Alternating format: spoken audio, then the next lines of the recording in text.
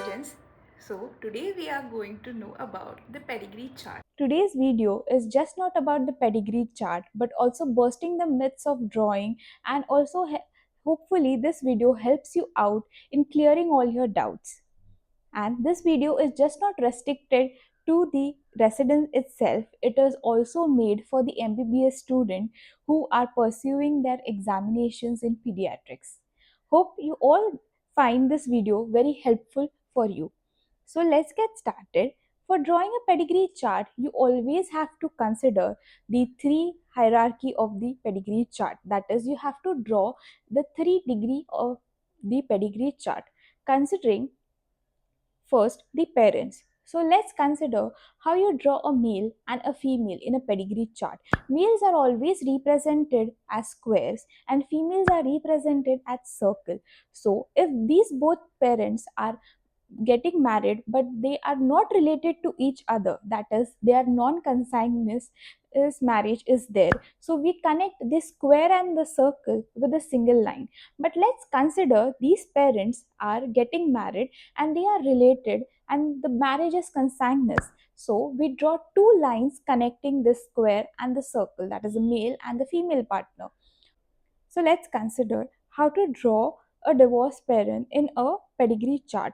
And we draw a male and a female, we connect it with a line and we just cross that line. So these is a diagrammatic representation for the divorced parents.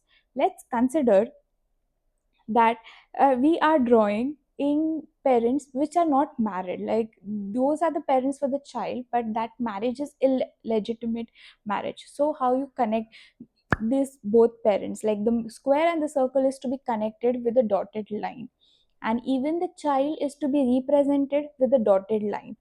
Let's consider these parents have no offspring, so you just connect and mention that there are no offsprings. The arrow down the arm from these connecting line, you have to mention it as minus.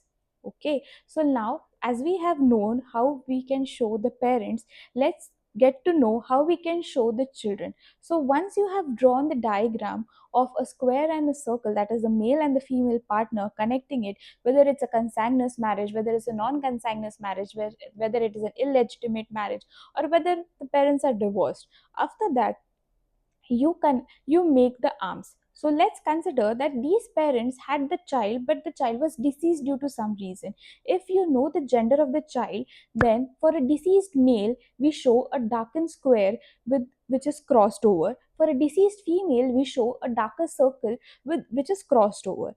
And if you don't know what was the gender of the child which was deceased, then we just show the darkened triangle which is crossed over. So these are the diagrammatic representations for the children in who have been deceased, and how to show that their child was been deceased in the pedigree chart.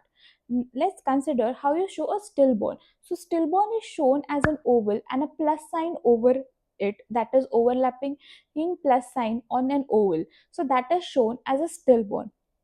For the adopted child, we show that there are brackets to the male. If a male is adopted, it is shown as a bracket to the square. If a female is adopted, it is shown as a bracket to the circle. Let's consider that we don't know the gender of the child. So in that case, we represent it as a rhomboid.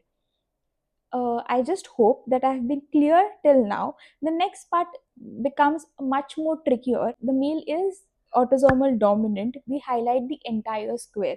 And if a female is autosomal dominant, we highlight the entire circle.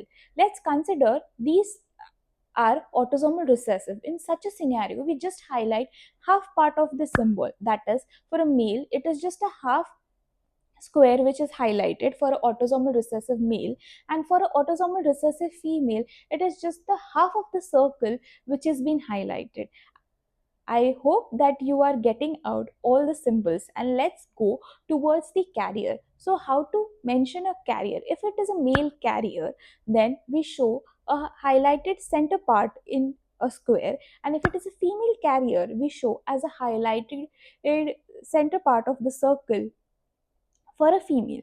And now let's get to know more if the both the children are twins, like the parents have given birth to two children who are twins. If you know the zygosity, well and good, but if you don't know whether the child are monozygotic or dizygotic, how to represent it? So both the twins and the children will have to be drawn from the same arm. And if you don't know the zygosity, it is better to mention a question mark between in the both the children. But if you know that these are non-identical twins, then has to be no connection between these two twins. But if these are identical twins, but if these are identical twins, then you have to show a line connecting between these two symbols. That is, if the both are males, you have to just connect both the children, and if both are females, that is both the circles, you have to connect like both of them. This indicates that these children are are monozygotic twins. I just hope I have been clear till now. Now, why this pedigree chart is important?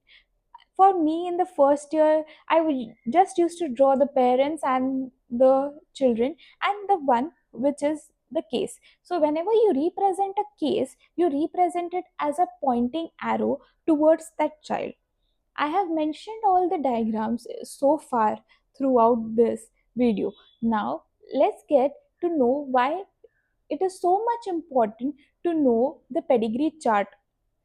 During my second year, I had a newborn which had a very serious form of a congenital heart disease. And to get to know like what was the cause, like from where, whether it's been hereditary or like what is the connecting point in that. So I thought let's get to the pedigree chart. So when I was inquiring about the child, their parents, that how are their siblings and everyone. So the parents mentioned that this is their only child, and there's the parents sibling, that is the child's uncle and aunts, all are good and in a very healthy way, and they have a healthy children. But now, what pointed me, let's get through the degrees of hierarchy. So I'll be mentioning out the pedigree chart which I've made, saying it to you. Looking at the chart, it is very overwhelming. I know I can say it, but what I can say is it's very easy. I have just started with the parents, and then I have made their siblings, like the siblings of the parent of the child, that the uncle and aunt of the child. And then I have gone a step ahead for their grandparent of the child, and also I've mentioned the great grandparents. So you can see, not a 3 degree, you have to always can go up to the fourth degree or the fifth degree of the hierarchy and the hereditary of the family to draw this pedigree chart. And from the pedigree chart, it is very much visible that the grandparents have two had two children who were married to their partners, and both of them had good healthy children. And so the basically the grandparents, that is the what we call of the paternal side, and the grandparents of the maternal side, both had children which were healthy enough, and these children were the parents of this child. So basically, this was a sort of consanguineous marriage in distant relative. That is the fourth degree of consanguineous marriage. And by looking at this pedigree chart, you must now know that how important it is for you to draw a pedigree chart. So, all the residents, this is very important instruction for you. Whenever you're taking history of your patients, make sure at least you have drawn the pedigree chart up to the third degree itself. And that you will feel it's a bit tedious, but once you are in the practice of drawing this pedigree chart, it will be very easy for you. Many of times patients come to us and like they are being, my kid is suffering from so and so disease, and then when we ask whether are there any a similar history in the family, then they are like, oh, no, we don't know, there are no, all our family members are healthy. But there was such a lady who came with a child, and then she said like, no, we don't have any such of history. And when she inquired to her mother said, yeah, your great grandfather suffered from a similar disease of such and so bleeding disorder. So you can know how important it is to draw a pedigree chart, and to make it a point that the parents recall it in a very better way, that how are their siblings, whether they are healthy or whether they are diseased, or whether they were diseased with the same disease with the child is suffering. And these just not help you out to line out whether which one is a carrier, which one is a dominant. It also helps you out in explaining to the parents what's the probability of their other child having this disease.